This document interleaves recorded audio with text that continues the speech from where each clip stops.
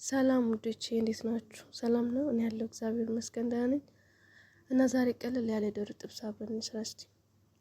እና የሚያስፈልገን መጀመሪያ አጥቦ ተዘጋጅቶ የተቀመጠ ቆንጆ ስጋ፣ የዶሮ ስጋ ሙልስ ነው።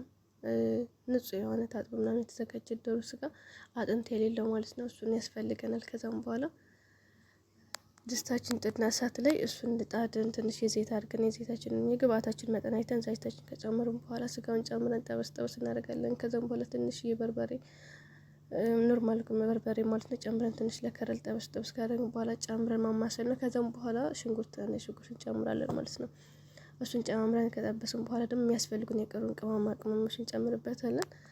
ከዛም በኋላ ቃሪያ ደግሞ ቀይ ቃሪያ ነው የተጠቀምነው። ሌላ አይነት ቃሪያ ቀይም ወይም ቢጫም ሌላ አረንጓዴም ሊሆን ይችላል። ያለን የቃሪያ አይነት ማድረግ እንችላለን። እሱን ጨምርና ከዛም በኋላ ጠበስ ጠበስ አድርገን ጨው ምናምን የሚያስፈልጉን ግብአቶች ቤታችን ውስጥ የምንጠቀማቸው ግብአቶች አድርገን ማድረግ እንችላለን። ከዛ ክሬም የመኮረና ክሬም ማለት ነው። እሱም አድርገን ቆንጆ አድርገን አማስለን እሱን ትንሽ እንጨምርበታለን ማለት ነው። ውሃ ምናምን አያስፈልጉም ክሬም ከተጨመረ በኋላ ማለት ነው። ከዛ ቤግዱንስ ወይም ኩዝበራ የሚባለው እሱን ከትፈን ትንሽ እንጨምርበታለን። ከዛ ጎን ለጎን ደግሞ ወይ ሩዝ ወይ ደግሞ ሌላ አይነት ምግብ እንችላለን። እዚህ ጋር የተጠቀምነው ግን ነጭ ሩዝ እና ጎን ለጎን የተጠበሰ ድሮ ስጋ ቆንጆ የሆነ ቀለል ያለ ቤት ውስጥ ለሚሰራ ማለት ነው። ይሄን ይመስላል ውዶቼ። ላይክ እና ሰብስክራይብ እንዳይረሳ፣ ሼር አድርጉልኝ። ወዳችኋለሁ። ለቀጣይ በሌላ ቪዲዮ እንገናኛለን። መልካም ጊዜ